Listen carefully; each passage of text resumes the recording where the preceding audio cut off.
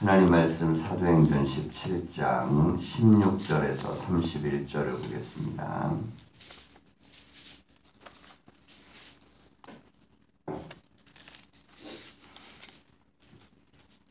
교독하겠습니다.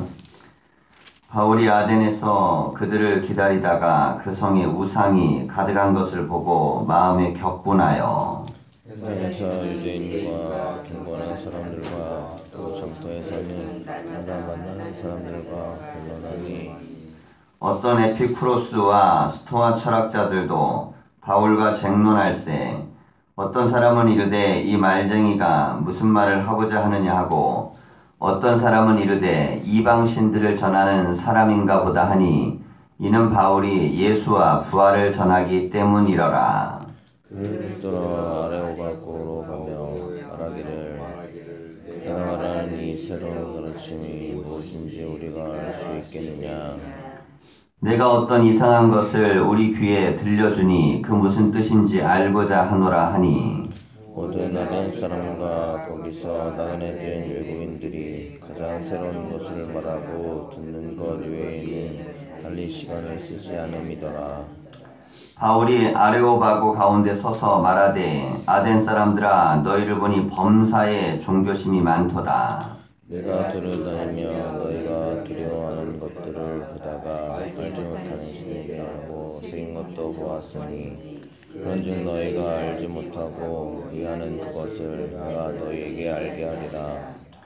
우주와 그 가운데 있는 만물을 지으신 하나님께서는 천지의 주제시니 손으로 지은 전에 계시지 아니하시고 또 무엇이 부족한 것처럼 사람의 손으로 섬김을 받으시는 것이 아니니 이는 만민에게 생명과 호흡과 만물을 주시는 신이시니라. 인류의 모든 족속을 한 혈통으로 만드사 온 땅에 살게 하시고 그들의 연대를 정하시며 거주의 경계를 한정하셨으니 그는 사람으로 혹 하나님을 더듬어 찾아 발견하게 하려 하심이로되 그는 우리 각 사람에게서 멀리 계시지 아니하도다. 우리가 그를 힘입어 살며 기동하며 존재하느니라. 너희 시인 중 어떤 사람들의 말과 같이 우리가 그의 소생이라 하니 이와 같이 하나님의 소생이 되었은즉 하나님을 금이나 은이나 돌에다 사람의 기술과 공안으로 새긴 것들과 같이 여길 것이 아니니라. 알지 못하던 시대에는 하나님이 간과하셨거니와 이제는 어디든지 사람에게 다 명하사 회개하라 하셨으니 이는 정하신 사람으로 하여금 천하를 공의로 심판한 날을 작정하시고 이에 그를 죽은 자 가운데서 다시 살리신 것으로 모든 사람에게 믿을 만한 증거를 주셨음이니라 하니라. 아멘. 인사하겠습니다. 말씀 안에 복된 하루가 되십시오. 이 바울의 선교 여행이 이 데살로니가를 넘어 베레아 그리고 이번에 이제 아덴에 와서 복음을 증거하게 됐는데요. 이 지역마다 이제 나름대로의 특색이 있습니다. 이 아덴은 이제 우상을 많이 섬기는 것 때문에 이 바울이 굉장히 격분했다 그랬는데 워낙 종교성이 강하고 그 종교는 또 철학을 기반하고 있었습니다. 이제 이 그리스라는 지역은 신들이 인간적인 신들이에요. 그래서 이 그리스의 그 고대의 이 신화들을 다시금 되살려서 그것을 문학의 영역에 집어넣고 만든 게 이제 르네상스라는 유럽에서의 운동입니다. 그래서 이제 이 르네상스 운동은 이후에 유럽이 이제 가톨릭 국가에서 이제 탈종교 국가로 들어가게 만드는 굉장히 중요한 역할을 하는데 그 근본이 되는 것이 바로 이 장소가 아덴입니다. 그러니까 이제 그만큼 역사적으로 중요하고 여기에서 있었던 이제 사건도 중요하고 자 이후에 이제 온 세상의 모든 흐름들을 이제 만들어 나가고 있는 가장 강력한 사상은 뭐냐? 여전히 그리스 사상입니다. 이제 그리스 사상이 전 세계를 지배하고 있는 몇 가지가 있어요. 첫째는 이제 민주주의가 그리스에서 왔기 때문에 이 정치 체제로서 세상을 이제 지배합니다. 자 그리고 이제 이 그리스의 신화에 등장하는 인물들 뭐 이런 인물들을 상업화하면서 그런 인물들이 이제 어떤 자본주의 시장 형태에서 인간의 욕망과 연결되어 있는 구조로 또 표현이 돼요. 자, 그러니까 그 옛날에는 이게 전부 다 신이었는데 지금은 이제 이 그리스에 있는 그 신들을 믿지는 않습니다. 우리가 이제 그리스 신화는요, 기독교가 공인된 이후에 신전이나 모든 것들에 대한 부분들을 약화시키고 그리고 이제 신앙을 신화화 시켰어요. 그래서 우리는 지금 이제 이걸 그리스 신화 이렇게 부르죠. 근데 그 당시에는 이건 신화라고 안 하고 그냥 우리가 하나님 섬기듯이 똑같은 신앙의 체계였습니다. 자, 그런데 이제 그리스 신화가 갖고 있는 그런 면들을 지금 이제 아테네에 가서 그래서 여기에서 바울이 이제 만남으로 쟁론을 하는 겁니다. 18절을 보면요. 어떤 에피쿠로스와 스토아 철학자 그랬어요. 철학에 있어서는 뭐 양대 산맥인데 뭐 이제 이 행복을 추구하는 이들입니다. 행복이란 뭐냐에 대해서 묻고 이것에 대해서 토론하고 그것들을 찾아내기 위해서 이제 부단히 애쓰는데 이 에피쿠로스와 스토아파, 특별히 스토아파는 우리가 이제 1000년 이상의 캐톨릭 사상이 있었던 중세 기독교의 신학을 해석한 방법이 스토아적 방법을 통해서 합니다. 그만큼 그리스 철학은 우리 안에 엄청나게 많이 들어와 있어요. 이제 중세를 기독교 국가 이렇게 부르는데 그래도 그 사상을 해석하는 방식은 전부 다 철학적 방법을 씁니다. 그래서 이제 아리스토텔레스나 플라톤의 방식으로 해석을 해요. 그것이 오늘날 우리 교회의 교리를 만들었습니다. 자, 그러다 보니까 어떤 경향이 많냐면 기독교의 교리도 이 그리스 철학을 기반으로 한 것들이 많아요. 근데 철학 자체는 좀 어렵습니다. 그러니까 이제 어려운 방식으로는 할 수 없고 해석하는 방법론을 쓸 때 이렇게 해나가기 때문에 우리가 이제 성경을 공부하실 때요. 성경 자체를 많이 읽고 이걸 묵상하면서 뜻을 알아가려고 하는 훈련을 많이 해야 됩니다. 왜냐하면 대부분의 교리가 이 그리스 철학을 바탕으로 만들어져요. 우리가 이제 흔히들 말하는 교회 안에서 뭐 교리들 있죠. 근데 이 교리라는 체계가 교리는 성경을 인간의 사상으로 해석하는 방식입니다. 근데 이 인간의 사상으로 성경을 해석하는데 그 인간의 사상의 뿌리는 어디에 두냐면 이 그리스 사상이 굉장히 중요한 역할을 합니다. 그러다 보니까 교리는요, 신앙을 좀 명쾌하게 하는 것 같으면서도 굉장히 신앙을 또 혼란스럽게 합니다. 그래서 뭐 예정론, 그러면 야, 이게 구원에 대해서 하나님의 주권을 굉장히 강하게 설명하는 것 같은데 반면에 그 안에 논리에 들어가 버리면 야, 그럼 인간은 무슨 뭐 노력하지 않아도 구원받을 수 있는 거냐, 그리고 인간은 뭐 착하게 살지 않아도 되는 거냐, 수많은 다른 문제들을 또 야기해 버립니다. 자, 반면에 이제 자유의지를 강조하고 그것을 통해서 인간의 구원의 참여를 논리적으로 막 설명하려고 그러면 야, 그럼 하나님의 구원에 대한 퍼센테이지를 어떻게 조정할 거냐? 자, 그러니까 수많은 문제가 나와요. 자, 그런데 성경은요, 논리의 전개를 통해 의문점을 해결하는 책이 아닙니다. 자, 성경은 뭐냐면 하나님으로 말미암아 일어난 사건에 대해서 그냥 기록한 책이에요. 자, 논리를 기록하는 거하고 사건을 기록하는 거의 차이가 뭐냐면 논리는요, 논리의 질문에 대한 답이 하자가 생겨버리면 논리 자체가 하자가 생겨버립니다. 근데 사건은요, 논리하고 상관없어요. 그냥 언제 어디서 무엇을 누가 어떻게 왜 그러니까 육가 원칙에 맞게 기록해주면 됩니다.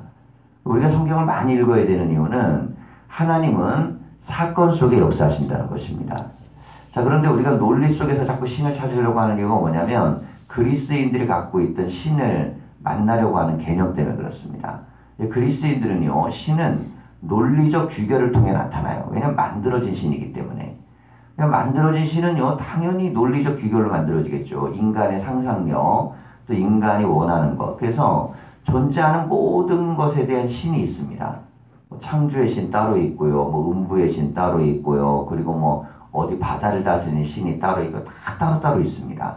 그리고 그 모든 존재하는 신은 나름대로 그 자연에 대한 해석과 동일하게 나오게 돼 있어요. 그래서 바다의 모습이 있다 그러면 바다의 모습에 해당되는 신을 그들이 논리적으로 설명합니다. 자, 하늘이 있다 그러면 하늘의 모습에 맞는, 뭐 땅이 있으면 땅의 모습에 맞는, 뭐 어떤 경우에는 여인, 아름다운 여인에 대한 것, 뭐 그리고 사랑을 만드는 그런 신도 있죠. 뭐 큐피트 같은 경우는 화살을 쏴갖고 사람 가슴을 막 사랑하게 만들어서 사랑에 빠지게 한다. 존재하는 모든 것들을 신이 역할을 해줍니다. 자, 근데 이 신의 역할은 뭐냐면 논리적이에요. 자, 그래서 이 궁금함에 대한 대답을 신으로 표현합니다. 자, 이런 사고가 성경을 해석하는 방식 안에 들어오다 보니까 성경을 해석하다 보면 논리적으로 설명하는 훈련, 이게 이제 그리스만 그런 게 아니고요. 우리가 이 계몽주의 이후에는 모든 학문의 핵심 뭐냐면 논리입니다. 논리적으로 옳으면 이게 참이고, 논리적으로 설명을 못하면 예를 들어 가지고 그런 것도 인정 안 해요. 자, 예를 들어서 이제 서양 의학이 우리가 들어와 있잖아요. 한의학에서는 왜 그들을 갖다가 서양 의학이라고 안 하고 그냥 의학이라고 하냐. 그쪽은 서양, 우리 동양이라고 해야 되지. 자, 이렇게 얘기합니다. 자, 그런데 이제 서양 의학은요, 동양 의학을 인정하지 않습니다. 왜 인정하지 않냐면 논리가 없다는 거예요. 과정과 논리가 부재하고, 이제 우리가 예를 들면 이제 동양 의학은요, 굉장히 그 철학적으로 동양 철학적 바탕을 가지고 그것도 가거든요. 근데 서양 철학은 이게 이제 직선적 논리를 갖는데, 동양 철학은요, 직관적 사고를 갖습니다. 그래갖고 뭐 우주의 기운은 하나이고 그 중에서 뭐 하늘과 땅과 무슨 기운이 합쳐지고 또 무슨 뭐 그래서 뭐 이렇게 뭐 예를 들어 갖고 자연의 모든 질서의 흐름들을 갖다 가지고 인간이 태어나고 뭐 이렇게 신비적인 걸로 모든 것들을 다 설명합니다. 자, 그런데 이거는 과학적 실험을 거쳐 갖고 나온 데이터가 아니에요. 그냥 인간이 인생을 살다 보니까 이럴 것 같다라고 생각했던 어떤 심리적인 개념들을 갖다가 의학에 접목을 시킵니다. 그런데 맞아 떨어질 때가 많아요. 그래서 이제 학문을 만들어내는 거거든요. 그러니까 이제 서양의 학문하고 동양의 학문은 기본적으로 어디서 부딪히냐면 논리에서 부딪혀버립니다. 자, 근데 우리 기독교는요, 어디에서 기반해서 출발을 했냐면 서양의 논리적 사고를 가지고 이게 전파돼서 들어와요. 자, 그러다 보니까 교인들이 어디에 함정에 빠지기 쉬우냐면 이단들이 공격해갖고 성경 공부를 시킬 땐 전부 다 논리로 설명할 수 없는 문제를 갖다가 자기들이 풀어준다 그러면서 접근합니다. 야, 성경에 봐라. 이거 이해가지 않는 거 있지 않냐. 이거 봐라. 이거 말이 안 되는 거 있지 않냐. 자, 근데 교회에서 이거 확실하게 너희에게 가르쳐 주냐. 풀리지 않는 거 해결할 수 있느냐. 자, 그러면서 그 부분을 갖다가 그들이 그걸 교리화하고 체계화합니다.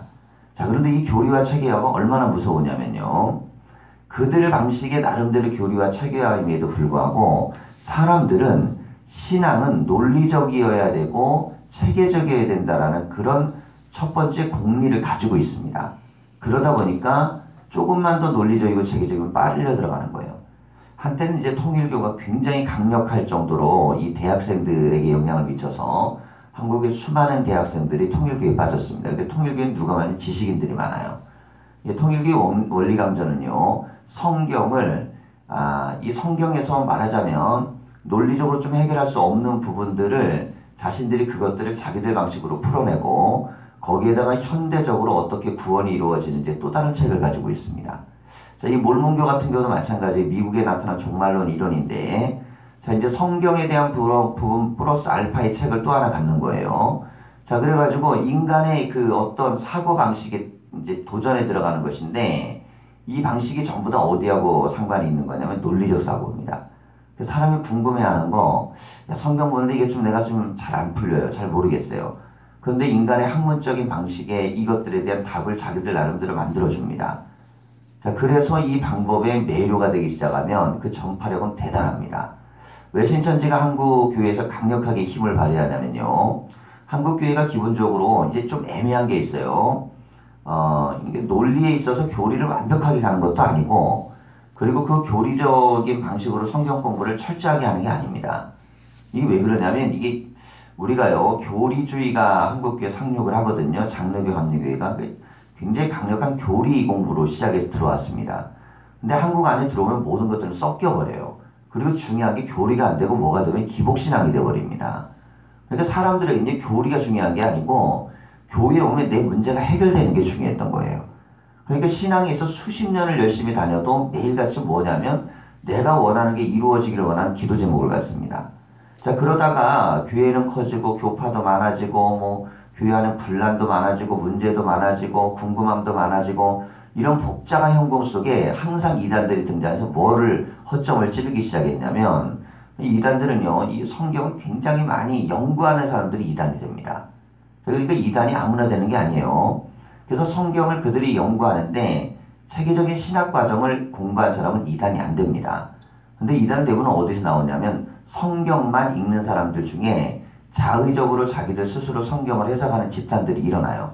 이게 이제 우리가 이제 이 구한말부터 계속 모든 이단은 그 계보를 이어갖고 이어달리게 하듯이 이게 바톤 이어져 갖고 오거든요. 근데 그들이 하는 게 뭐냐면 성경을 해석하는 논리를 계속 고쳐가는 과정을 거칩니다. 고쳐요. 성경 과정. 그러니까 지금에 있는 신천지 같은 경우도 계속 자기들 교리가 자기네 게 아니고 그 전에 있는 이단의 계보 것들을 딱 받아가지고 그 중에 사람들이 또 궁금해하는 것을 자기들 걸 조금씩 더하게 해갖고 집어넣습니다. 자, 그러다 보니까 교회에서 가르쳐주지 않는 거를 배우는 것 같고 성경에서 풀리지 않는 것들을 해결해 주는 것 같아요. 그래서 그들이 처음에 주장하는 게 그거죠. 그러니까 성경을 풀어준다는 겁니다. 풀어준다는 거. 여러분 성경은 물론 이제 성경 공부라는 게 성경을 푸는 원리인데 이게 근본적으로 뭐냐면 사람이 원하는 그 논리에 맞게 이 성경을 다 풀어준다는 것이거든요.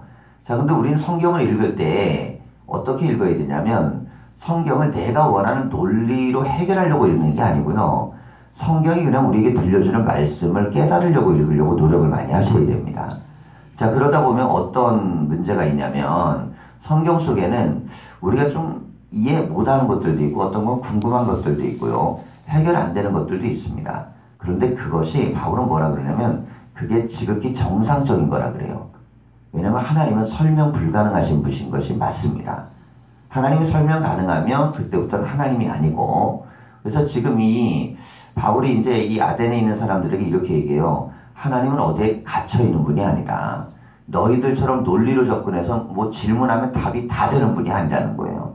단지 우리가 하나님을 알 수 있는 방법은 하나님이 자기를 우리에게 계시하는 것만큼만 알 수 있다는 것입니다. 자, 이게 그리스적 사고하고요. 이 성경적 사고하고의 차이입니다. 그리스적 사고는 모든 신을 인간이 알아요. 왜 아냐면 인간이 만들었으니까. 인간이 만든 것이기 때문에 인간이 신을 압니다. 자, 그러나 우리는요 성경에 있어서의 이 하나님은 하나님이 우리를 만드신 믿음에서 출발하기 때문에 인간이 뭐 여기서 이제 이 신들 중에 뭐 알지도 못하는 신, 뭐 이름도 잘 모르는 신, 뭐 이런 신까지 섬깁니다. 그 정도로 어마어마하게 많은 신들을 섬기는데 이게 다 인간들이 만들잖아요. 그래서 만들어서 이 신은 이런 신이야 라고 막 설명합니다. 상품처럼. 근데 우리는 하나님이요 상품처럼 설명되는 분이 아니에요. 자, 바울이 이제 우리가 24절 이하는 하나님에 대한 이제 설명을 하기 위해서 쓰는 용어들인데요. 우주와 그 가운데 있는 만물을 지으신 하나님. 자, 여기서부터 나오는 건 우리는 이제 익숙한 표현인데 그리스의 사상에 있어서는 굉장히 많이 여기서부터 부딪히는 것들이 나와요. 자, 천재 주제신이 손으로 지은 전에 계시지 아니하시고 이제 여기 보면요. 그리스는 신전이 많습니다. 그리고 신전을 중심으로 먹고 사는 사람도 많고 그런데 하나님은 여기 계시지 않는다는 거예요. 갇혀 계신 분이 아니라는 거예요. 충돌이 일어나는 거죠 지금. 그래서 이 그리스도교는 근본적으로 이게 이제 바울이 설명했던 하나님 믿음에서 이제 출발이 되기 때문에 여기에서 이 바울의 이 지금 17장의 내용은 굉장히 중요한 우리 하나님에 대한 설명입니다. 특별히 누구에게 철학적 사고를 갖고 있거나 궁금함을 통해 하나님을 믿고 싶은 사람들. 자, 근데 이제 바울이 누누이 하는 얘기는 뭐냐면, 이제 기본적으로 이거는 이제 그 사람들이 갖고 있는 논리적으로 믿고 싶어 하는 그리고 인간이 만든 신에 대한 부분을 하나하나 이렇게 대립적으로 이야기를 하는데요. 자, 여기에서 이제 끝으로 가면서 중요하게 다루는 건 역시 무엇이냐면, 이건 십자가와 부활에 대한 사건입니다. 자, 이것을 중요시 여겨요. 자, 그러니까 신앙, 너희들이 말하는 신앙이라는 거, 너희들이 말하는 철학이라는 거, 이거 허황되다는 겁니다. 그거는 사람이 머릿속에서 생각하는 거고, 머리로 생각해서 만든 우상들이고, 거기에 절하는 것이라는 거예요. 자, 알지 못하던 시절에는 상관없었어요. 근데 지금은 이제 복음이 온천하로 전달되니까 지금부터는 그 전까지는 나도 잘 모르겠다. 이 바울이 되게 중요한 선언을 합니다. 30절인데요. 이게 굉장히 애매한 성경 해석 구절 중에 하나입니다. 알지 못하던 시대에는 하나님이 간과하셨거니와 그랬어요. 그 바울조차도 복음이 전해지기 전에 인생의 구원의 문제에 대해서는 그 부분에서는 내용력이 아니라는 거예요. 그러나 하나님께서 그 문제에 대해서는 그 부분은 어떻게든 용납하실 것이라는 겁니다. 자, 이게 바울의 선언인데, 자, 이게 이제 굉장히 논쟁거리입니다. 왜 그러냐면, 우리가 이런 질문 많이 하잖아요. 아, 그럼 복음을 듣기 전에 있었던 사람들은 천국 갔어요? 지옥 갔어요? 이렇게 묻죠. 그러니까 그 질문에 대한 답을 바울이 한 거예요. 예. 바울이 이 문제를 얘기했습니다. 알지 못하던 시절에는 바울도 그 문제에 있어서는 그건 하나님만의 영역인데, 그건 하나님이 알아서 하신다는 거예요. 자, 그런데 이제는 어디든지 사람에게 다 명하사 회개하라 하셨으니 그랬습니다. 자, 지금 바울을 통해 복음을 전하잖아요. 그런데 당시에 바울은요, 땅끝을 어디라고 생각해요? 유럽의 끝이라고 생각했습니다. 나중에 신대륙이라는 게 발견되고 뭐 이렇게 되는 거는 그 다음 얘기잖아요. 그러니까 땅끝에 대한 개념이 뭐 이게 유럽에서 조금 더 가면은 이제 아시아 쪽으로 조금 더 넘어오는 것이에요. 저희가 복음이 거의 다 왔다고 생각을 했습니다. 자, 이 상황 속에서 복음을 듣고도 믿지 않는 건 들은 사람들의 책임이라는 거죠. 자, 그러나 만약에 듣지 못했다 그러면 그 문제는 하나님이 알아서 하신다는 겁니다.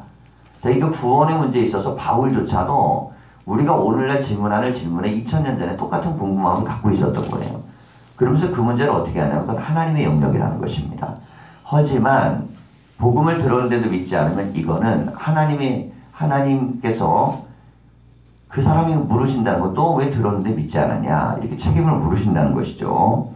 자, 그러면서 31절을 보면 이는 정하신 사람으로 하여금 천하를 공의로 심판하실 날에 나를 작정하시고, 자, 이제 예수 그리스도를 통하여 천하를 심판하는 날을 작정했다는 겁니다. 그를 죽은 자 가운데서 다시 살리신 것으로, 자, 죽은 자 가운데서 다시 살리신 이 믿음, 자, 말씀드렸지만 부활신앙은요 기독교 믿음이 원래 아닙니다. 이거는 이제 이 페르시아 정복기 이후에 들어왔던 신앙이 유대인들에게 합쳐진 게 부활신앙이에요. 부활신앙은 이 구약적 개념이 아닙니다. 근데 이게 어디에 등장하냐, 이제 바벨론 페르시아가 지나면서 부활신앙이 이방 종교에서 들어와요. 자, 그래가지고 이 믿음은요 누구하고 부딪히냐면 사두개인들하고 부딪힙니다. 사두개인들은요 부활을 믿지 않죠. 천사도 믿지 않습니다. 그래가지고 뭐 하물며 천국 지옥 이런 것도 안 믿어요. 그래서 이 사두개인들이 바리새인들과 부딪히는데, 바리새인들은 포로기 이후에 들어온 신앙관들을 합쳐서 성경을 해석합니다. 그래서 예언서 뭐 이런 거 다 중요시 여기는데, 바리새인들은 구약의 핵심 중에 모세 오경만 믿기 때문에 그들은 내세, 천사, 부활 뭐 이런 거 믿지 않습니다. 자, 그런데 포로기 이후에는 그런 사상이 성경 안에 아주 노골적으로 들어오진 않지만 묻어서 들어옵니다. 그래가지고 사람들에게는 어떤 믿음이 들어오냐면 부활이라는 것이 있다라는 믿음이 유대인들에게 생겨요. 이건 원래 유대인 신앙이 아니에요. 자, 그러다 보니까 유대인 안에서도 이게 논쟁이 굉장히 심했습니다. 사두개를 따르는 사람들은 부활을 절대 믿지 않았고 바리새인을 따르는 사람들은 부활을 믿었어요.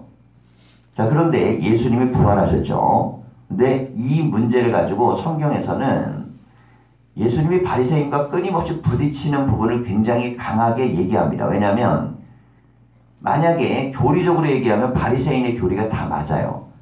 뭐 부활도 믿죠, 천사도 믿죠, 영생도 믿죠. 모든 걸 다 믿잖아요. 바리새인이 예수님하고 다 똑같습니다. 그런데 바리새인은 어디에서 부딪히냐면 외식에서 부딪힙니다. 행함. 교리적으로는 또 바리새적 교리를 예수님이 다 수용합니다. 자, 그런데 우리가 여기서 보면요, 지금 나오는 사도 바울은 바리새인입니다. 그러니까 바리새 훈련을 받았던 사람이에요. 그러니까 교리적으로 바리새 훈련을 받았기 때문에 예수님을 만났을 때 내가 교육받았던 부활이라는 게 바로 이런 신앙이었구나라고 금방 받아들일 수 있었습니다. 바리새인들이 신앙을 받아들일 수 있었던 이유는 교리 때문이에요. 자, 원래는 이방 신앙이었는데 부활이 진짜 일어납니다. 자, 이러므로 말미암아 성경 그리스도교는요 어디하고 결별하게 되면 유대교하고 결별을 하게 됩니다. 유대교는 부활에 대한 신앙을 확고하게 만들어내지 못했어요. 그런데 기독교는 부활부터 시작이 됩니다. 예수님의 부활 사건. 그래서 예수님의 부활 사건이 그전에는 교리였습니다. 그냥. 그런데 이제는 교리가 아니고 부활하신 사건이 된 거죠. 자, 그래서 우리는 무엇을 믿는 사람이 이걸 구별을 잘 하셔야 돼요. 교리를 믿는 것이 아니고 우리는 사건을 믿는 것입니다. 역사를 믿는 거예요. 부활의 역사. 이걸 믿지 않으면 그냥 예수 믿기 전에 사람들도 부활에 대한 교리를 믿었고 그거는 유대인만 믿은 게 아니에요. 많은 종교들도 부활에 대한 교리는 있어요. 근데 우리가 믿는 건 우리가 뭐 그러잖아요. 기독교는 부활의 종교다. 그거는 부활하신 사건을 믿는다는 뜻입니다. 이것이 실제로 내용을 믿는 거죠. 자, 그래서 지금 이제 이 아덴에서 많은 사람들과 논쟁이 벌어진 게 뭐냐면, 야, 인간이 어떻게 죽었다가 다시 살아나냐. 네. 자, 이것에 대해서 이제 얘기를 해요. 그런데 그리스 신화에 보면 더 어마어마하고 대단한 얘기를 수두룩합니다. 예. 반신반인 얘기가 어마어마하게 많거든요. 인간이 반은 신이고 반은 인간 많아요. 왜냐면 신이 낳은 아들이 많기 때문에. 자, 근데 예수님도 하나님의 아들이잖아요. 그러니까 그리스도인들이 궁금한 거예요. 신의 아들이라니까. 자, 그런데 예수 그리스도에 대한 메시지를 십자가와 부활을 전할 때 그들에게 굉장히 큰 감동을 준 게 뭐냐면 십자가입니다. 자, 반신반인은 그냥 초능력자인데 그리스의 신앙에서는 초능력자인데요. 예수님은 그냥 초능력자가 아니고 생명을 사랑하고 영혼을 구원하는 정말 위대한 분이에요. 그래서 그들이 관심을 보입니다. 그리고 나서 그 부활에 대한 이야기를 듣다 보니까 그 사건이 너무 리얼하게 일어난 사건이고 그것이 정말 너무 구체적이어서 이 사람들이 그리스인들 중에 믿음을 갖는 사람들이 일어나요. 자, 그래서 기독교가 자리를 잡습니다. 자, 성경은요, 그리스어로 써 있습니다. 신약 성경은. 만일 그리스 사상이 기독교 안에 들어오지 않았다면 기독교는 세계적인 종교가 될 수 없었을 거예요. 그리고 그리스도인들이 믿음을 갖지 않았다면 그리스도교는 세계적인 종교가 될 수 없었습니다. 바울이 만약에 유럽으로 넘어가 지금 마케도니아와 아덴이나 이런 곳에 가서 복음을 전하지 않았다면 그냥 유대 땅에 작게 일어났다 소멸된 종교가 되고 말았을 거예요. 그런데 하나님은 이 바울을 쓰셔가지고 이 사람을 통해서 이 그리스에 갑니다. 자, 그런데 이들은 신앙에 대한 관심은 많으나 잘못된 것을 섬겼던 사람들입니다. 자, 우리가요, 전도하기에 가장 좋은 사람들은 누구냐면 이미 종교성을 갖고 있는 사람들입니다. 그들에게 참 하나님과 부활의 예수님에 대한 확고한 믿음이 전해질 때는 그들은요, 오히려 훨씬 더 믿음을 갖기 쉽고 그 믿음을 가지면 열정적이고 열심히 있는 사람들이 될 수 있습니다. 그리스인들이 믿음을 갖고 로마 사람들이 믿음을 가지면서 비로소 기독교는 세계적인 그리고 온 인류를 구원하는 자리로 올라가는 거예요. 그래서 예수님께서는요, 그 일을 할 만한 사람을 선택하신 게 바로 바울입니다. 자, 하나님이 우리를 선택하셨습니다. 우리를 선택할 때는요, 대부분 우리에게 맞는 사람을 구원하기 위해 선택하시는 겁니다. 자, 이게 무엇을 의미하냐면 사람은요, 자기하고 맞는 사람을 어울려 만나고 대화하고 친근하게 지냅니다. 자, 그러니까 우리가 만나는 모든 이들은 우리가 그들을 구원하라고 하나님이 나에게 붙여준 그런 구원받을 백성이고 사람들입니다. 바울에겐 이런 생각이 있었어요. 그래서 지금 이 그리스 땅에서 자기가 갖고 있는 논리적 사고 그리고 배웠던 학문을 기초로 복음을 증거합니다. 그들 중에 믿는 사람들이 나타나고 그리고 그들 중에 구원받을 만한 일이 나타나고 있습니다.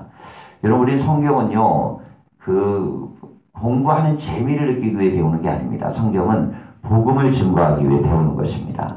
하나님 말씀을 증거해서 영혼을 살리기 위해 배우는 거예요.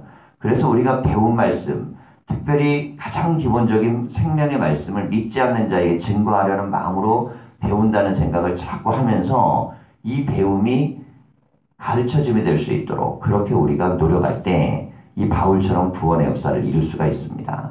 우리가 오늘 하루도 복음을 증거하고 믿음의 삶을 살 수 있기를 간절히 축원합니다. 기도하겠습니다.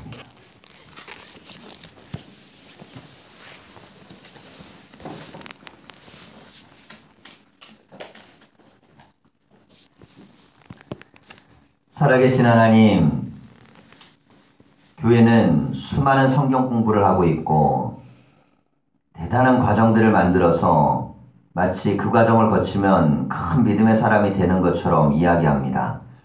그러나 우리 입을 열어 예수의 십자가와 부활하면 하나님 내가 아는 이들에게 확신에 차서 증거하지 못한다면 하나님 그것이 어찌 우리에게 능력이 되겠습니까? 하나님 바울은 자기의 모든 학문과 철학과 삶을 생명을 권하는 복음으로 하나님 증거하고 십자가 외에는 더 알고 싶지도 않다고 할 만큼 복음을 증거하는 것을 자신의 인생의 가장 중요한 가치로 두었습니다. 오늘 하루 우리가 하나님 세상에 나아가 논리적으로 끊임없이 물어보는 이들에게 우리는 살아계신 하나님을 증거하게 하여 주시옵소서.